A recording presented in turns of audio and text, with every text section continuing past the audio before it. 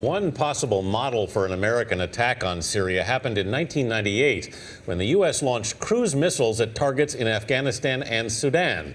That was in retaliation for the bombings of two American embassies in Africa. Retired General Anthony Zinni was commander of the United States Central Command at that time. General, good morning.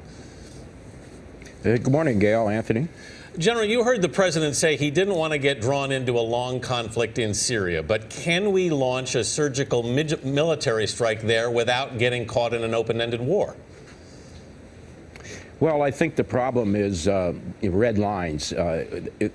Bashar Assad, much like Saddam Hussein, will continue to violate any red lines or do unacceptable acts. And we'll find ourselves doing much like we did in the 90s with Iraq, that we will repeatedly conduct these kinds of actions against these kinds of acts and find ourselves in sort of a slow-rolling campaign and unsure where it might lead unless we have a strategy in place to understand how this is going to play. It just can't be a one and done. You can't assume that there isn't anything that's going to provoke another response. And General, do you think at this point we have to do something? And what should the end game be? Well, we have to do something because the president laid a red line down. This is an unacceptable act, and so I think we're committed, or we'll look weak and he'll continue to test us. I think we need to think in terms of a longer campaign, not that this might be just one act and then finished. In Iraq, what we did, because we assumed we would be doing this repeatedly, we decided what kinds of targets we wanted to take down to make the regime more vulnerable. For example, we rolled back and basically removed his air defense systems.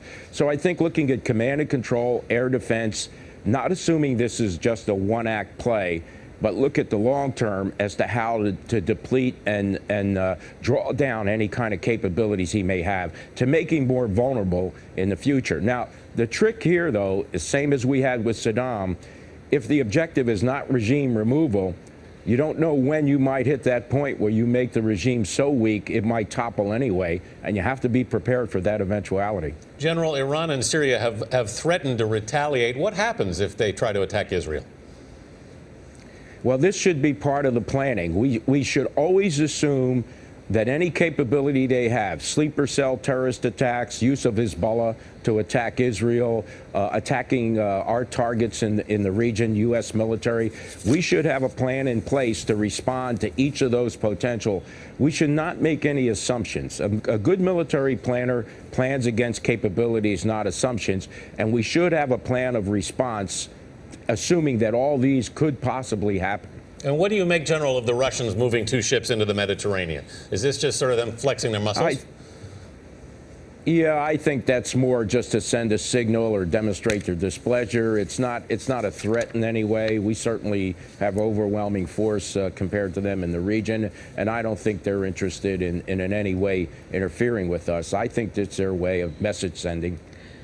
And are you surprised at the leaks that we're hearing coming out about this situation? Yeah, you know, it's not surprising though, because it's been that way. We went through the same things with Iraq and the attacks on the terrorist targets. It's the way Washington is, unfortunately, that those leaks come out. I guess it's part and parcel of the way our open government works and the nature of what happens in D.C. All right. Thank you, General, very much for joining us this morning.